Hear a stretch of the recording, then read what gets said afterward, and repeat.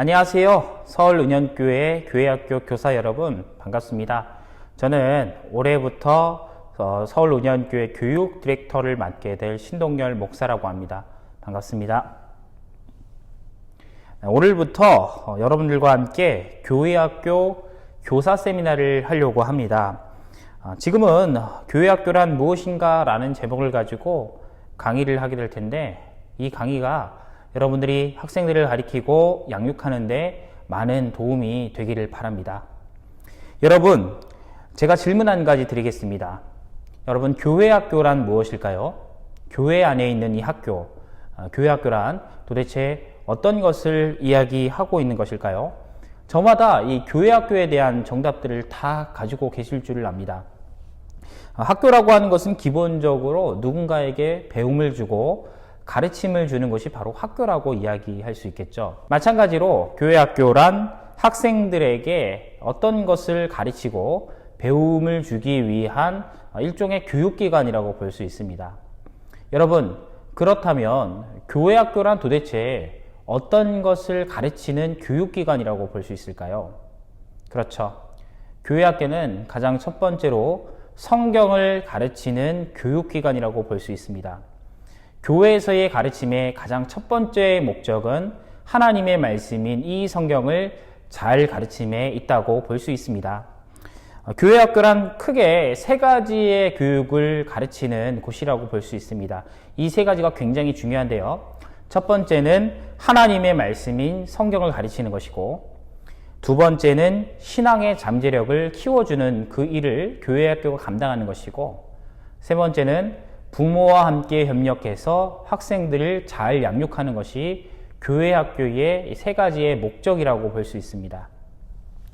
자녀들이 신앙인으로 자랄 수 있도록 도와주는 것이 교회학교의 가장 중요한 모습이라고 볼 수 있다는 것이죠. 교회학교는 먼저 학생들에게 성경을 가르칩니다. 성경이라고 하는 것은 쉽게 이야기해서 하나님의 생각이 담겨져 있는 계시된 말씀이라고 볼 수 있습니다. 하나님께서는 우리들에게 자신의 생각이 담겨져 있는 이 성경이라고 하는 아주 중요한 것을 선물로 주셨는데, 이 성경을 통해서 학생들을 가리키고 이 학생들이 하나님의 생각을 제대로 알아갈 수 있도록 도와주는 것이 바로 교회학교의 교육의 가장 첫 번째 목적이라고 볼 수 있는 것입니다. 만약 교회학교가 성경을 가르치지 않는다면 그것은 더 이상 교회학교라고 이야기할 수 없습니다. 교회학교의 가장 첫 번째의 목적은 하나님의 말씀을 가르치는 것에 있기 때문에, 만약 교회학교가 하나님의 말씀을 가르치지 않고 재미를 추구하거나 콘텐츠나 다양한 역기능적인 것들을 자꾸 활발하게 가르치게 된다면 그것은 더 이상 교회학교라고 볼 수 없는 것이죠.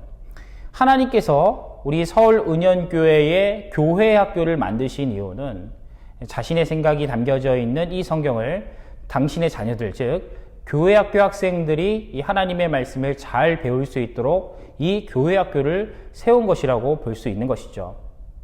제가 하나님의 말씀을 한번 읽어보겠습니다. 디모데후서 3장 15절의 말씀을 읽어보겠습니다. 또 어려서부터 성경을 알았나니 성경은 능히 너로 하여금 그리스도 예수 안에 있는 믿음으로 말미암아 구원에 이르는 지혜가 있게 하느니라. 아멘. 놀랍게도 성경은 교회학교가 앞으로 나아가야 할 방향에 대해서 말씀해 주고 있습니다. 15절의 말씀을 유심히 보십시오. 15절의 말씀을 보게 되면 교회학교란 학생들에게 성경을 잘 가르치고 예수님 안에서 믿음이 잘 자랄 수 있도록 도와주는 역할이 바로 교회학교가 앞으로 나아가야 할 방향이라고 말씀해 주고 있습니다. 성경은 제가 앞서 소개했던 것대로 하나님의 생각이 담겨져 있는 아주 중요한 계시의 말씀이라고 볼 수 있습니다. 하나님께서는 이 성경을 통해서 자신의 생각을 알아갈 수 있도록 우리에게 선물로 주셨는데, 오직 이 성경책만을 통해서 우리는 하나님의 생각을 바르게 알 수 있게 되는 것이죠. 그렇기 때문에 하나님의 생각이 담겨져 있는 이 성경책을 학생들에게 가르치는 것이 가장 중요한 교회학교의 역할이라고 볼 수 있습니다. 이와 마찬가지로 하나님의 생각이 담겨져 있는 이 성경책을 우리 교사 여러분들이 학생들에게 잘 가르치는 것이 무엇보다 중요하다고 말씀드릴 수 있는 것입니다. 성경을 가만히 살펴보게 되면 예수님께서 제자들을 가르치고 명령하신 말씀 중에 너희는 가서 모든 족속으로 제자를 삼으라 라고 하는 말씀이 있습니다. 이 말씀을 쉽게 풀이하자면 모든 사람들에게 하나님의 말씀이 성경을 가르치고 제자로 만들어야 한다라는 뜻을 담고 있습니다. 쉽게 이야기해서 여러분들이 가르치는 그 학생들에게 성경을 잘 가르친다는 것은 결과적으로 이 학생들이 예수님의 제자가 될 수 있도록 양육하는 것에 있다는 것입니다. 하나님의 말씀은 여러분들이 양육하는 학생들을 제자로 만들 수 있도록 도와주는 아주 중요하고 가장 기초적인 역할을 감당하는 하나님의 계시의 말씀입니다. 그렇기 때문에 교사 여러분들께서는 성경을 누구보다 잘 연구하고 공부하는 것이 무엇보다 중요할 것입니다. 성경을 배우려고 하지도 않고 성경을 알려고 하지도 않는 상태에서 제자들에게, 학생들에게 복음을 가르친다는 것은 굉장히 우스운 일과 다를 바가 없는 것이죠. 여러분들이 양육하는 그 학생들이 제자가 되어줄 수 있도록 여러분들이 끊임없이 말씀을 연구하고 묵상하는 것이 무엇보다 중요하다고 볼 수 있습니다. 저는 여러분들에게 권면을 드리고 싶은 것이 있습니다. 무엇보다 성경을 열심히 묵상하고 공부하는 일을 그치지 않으셨으면 좋겠습니다. 왜냐하면 여러분들이 말씀을 묵상하고 공부한 그 내용을 가지고 여러분들의 자녀들이, 여러분들이 양육하는 학생들이 예수님의 제자가 되기 때문입니다. 그렇기 때문에 교사인 여러분들은 이 하나님의 말씀인 성경을 그 무엇보다 가까이 해야 하는 것입니다. 그렇다면 어떻게 해야 우리는 성경책을 잘 알 수 있게 되는 것일까요? 여러분들이 학생들을 잘 가르치기 위해서는 성경을 무엇보다 잘 알고 배워야 하는 것인데 어떻게 해야 이 성경을 교사인 여러분들이 잘 알 수 있게 되는 것일까요? 우리 교회는 너무나도 다행스럽게도 수요일 날에 모여서 성경을 가르치는 일들을 하고 있고, 그리고 끊임없이 독서 활동을 통해서 성경에 대한 지식들을 가르치는 다양한 배움의 장을 열어주고 있습니다. 그러나 제가 여러분들에게 권면드리고 싶은 것은 수요일 날에 공부를 한다거나 기본적인 신앙의 서적을 통해서 열심히 공부를 하고 학습하는 것을 권면드리는 것이 아닙니다. 물론 이것도 무엇보다 중요한 일이지만 그 무엇보다 교사인 여러분들이 배워야 하는 성경 공부는 공과책을 통해서 하나님의 말씀인 성경책을 배워야 한다는 것이죠. 공과책은 여러분들이 생각하는 것보다 더 깊이 있는 하나님의 말씀을 배울 수 있는 배움의 교과서라고 볼 수 있습니다. 2021년도부터 모든 교육부서가 하나 바이블이라고 하는 이 총회 공과를 사용하고 있습니다. 이 하나 바이블은 굉장히 잘 만들어진 공과책이라고 볼 수 있습니다. 어린아이에서부터 어른들이 보기에도 훌륭히 하나님의 말씀을 공부할 수 있는 아주 중요한 책이라고 볼 수 있는 것이죠. 만약 여러분들이 하나 바이블만 열심히 공부한다면, 열심히 교사 지침서를 연구하고 공과를 잘 준비하게 된다면, 하나님의 말씀을 잘 복습하게 된다면, 아이들에게 가르치기 전에 토요일이나 금요일 날 시간을 내어서 열심히 공과책을 잘 공부하게 된다면 교사인 여러분들이 그 무엇보다 성경을 바르게 알 수 있게 된다는 것입니다. 올해 2021년도부터 발간되게 된 이 하나 바이블은 학생들의 발달 단계나 뇌에 대한 연구, 그리고 감정에 대한 연구, 그 밖에 다양한 교육학적인 이론들이 집약된 공과라고 볼 수 있습니다. 그렇기 때문에 여러분들이 이 하나 바이블을 잘 이해하고 학생들을 잘 가르치게 된다면 첫 번째로 여러분들이 성경을 잘 알게 될 것이고, 두 번째로 학생들을 예수님의 제자로 삼을 수 있는, 가르칠 수 있는 교사의 참된 덕목을 발현할 수 있게 되는 것입니다. 두 번째로 교회 학교는 학생들에게 신앙을 가르쳐야 되는 가장 중요한 역할을 감당해야 합니다. 여러분, 교회 학교는 예배, 기도, 찬양, 말씀 묵상 등 기본적인 신앙에 대한 생활들을 가르쳐야 하는 역할을 감당해야 합니다. 어떻게 예배할 것인가, 어떻게 기도할 것인가, 찬양이란 무엇인가, 그리고 어떻게 큐티하고 묵상할 것인가와 같은 기본적인 교육을 가르치는 것이 교회 학교의 가장 중요한 역할이라고 볼 수 있는 것이죠. 학생들에게 신앙생활에 대한 내용을 가르치는 이유는 학생들은 배운 만큼 행동을 하려고 하는 이런 모습을 가지고 있기 때문입니다. 기도를 가리키고 말씀을 묵상하는 것들을 가리키고 예배하는 방법들을 가리키게 된다면 학생들이 배운 만큼 예배하고 배운 만큼 기도하고 배운 만큼 찬양하고 말씀을 묵상하게 된다는 것이죠.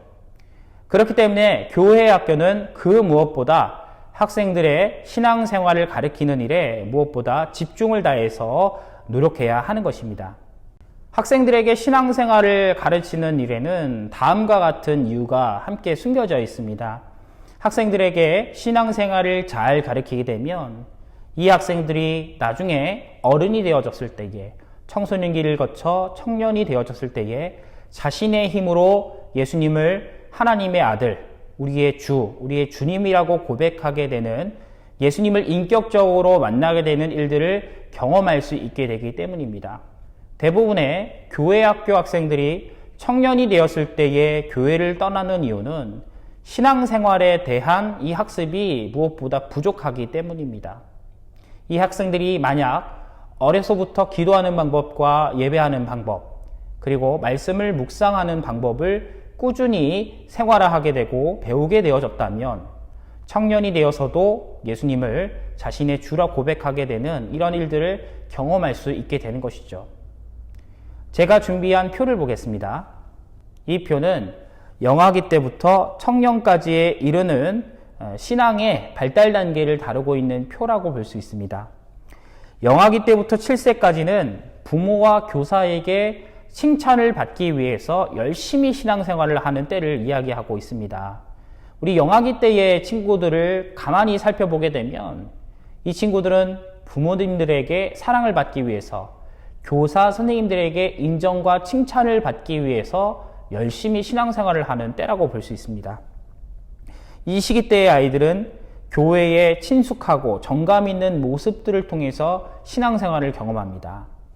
이때의 아이들에게는 예수님의 이름으로 너를 사랑하고 있다라고 하는 이 사랑과 정감의 메시지를 주는 것이 무엇보다 중요한 시기라고 볼 수 있는 것이죠. 다음으로 8세부터 11세까지의 내용을 보게 되면 저는 이때가 신앙교육에 있어서 가장 중요한 신앙의 골든타임 시기라고 이야기하고 싶습니다.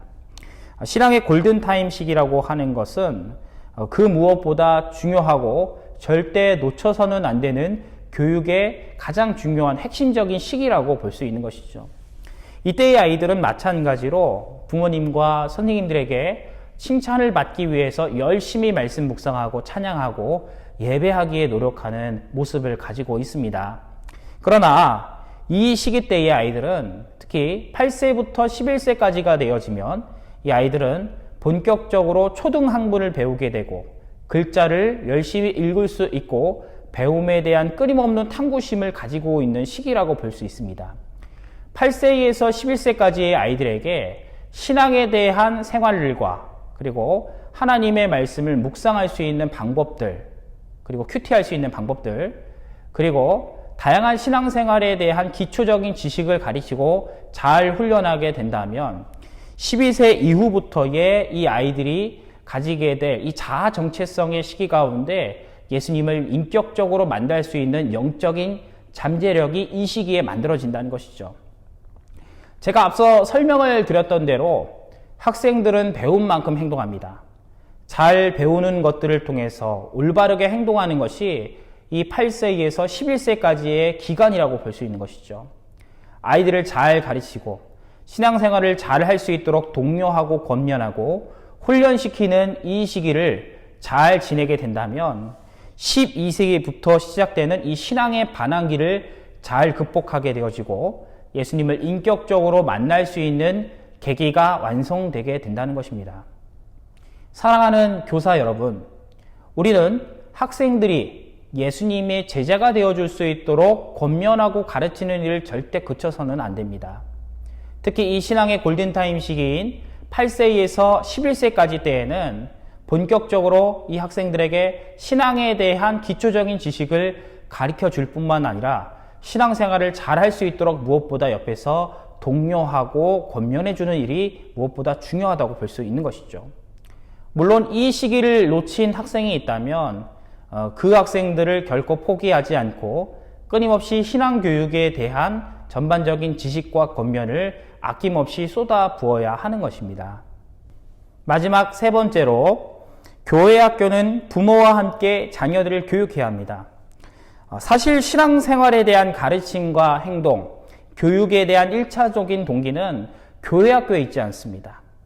사실 아이들을 신앙 안에서 잘 양육하고 키우는 이 1차적인 동기는, 가장 결정적인 원인은 바로 부모에게 있다고 볼 수 있는 것이죠. 어떤 책을 보더라도, 어떤 교육학 책을 보더라도 부모의 학습 동기에 따라서 아이들은 변화하고 바뀌게 되기 마련입니다. 이와 마찬가지로 부모인 여러분들이, 부모인 세대들이 학생들을 예수님 안에서 잘 양육할 수 있도록 지도하고 노력하게 된다면 이 학생들은 부모님의 인정과 칭찬을 받기 위해서 열심히 신앙생활을 하게 될 것입니다. 교육학 이론 중에 피그말리온 효과라는 것이 있습니다. 이 피그말리온 효과는 자녀들이 어렸을 때부터 부모에게 인정을 받기 위해서 열심히 공부를 한다는 이 교육학의 이론을 담고 있습니다. 이와 마찬가지로 여러분들의 자녀들, 특히 부모 세대의 자녀들은 부모에게 인정을 받고 칭찬을 받기 위해서 열심히 신앙생활을 하게 될 것입니다. 이것들이 기초가 되어져서 이 부모 세대의 자녀들은 어느 순간 신앙의 반항기 때에 예수님을 인격적으로 믿게 되는 놀라운 기적을 경험하게 될 것입니다. 교회 학교는 부모와 함께 자녀들을 믿음 안에서 양육하고 함께 섬기는 일들을 그치지 말아야 합니다. 교회 학교의 교육은 단순히 학생들의 교육으로 그쳐지는 것이 아니라 부모 교육과 함께 엮어서 함께 나아가야 하는 것이 교회 학교의 올바른 방향성이라고 볼 수 있습니다. 정리하겠습니다. 교회 학교는 다음의 세 가지의 특징을 가지고 있습니다. 첫 번째는 하나님의 말씀인 성경을 가르쳐야 합니다. 두 번째로 신앙을 가르치고 신앙의 잠재력을 키워줘야 합니다. 세 번째로 부모와 함께 협력해서 학생들을 잘 양육하는 것이 교회 학교의 중요한 특징이라고 볼 수 있습니다. 이상으로 교회 학교란 무엇인가에 대해서 여러분들과 함께 나누었습니다. 시청해 주셔서 감사합니다.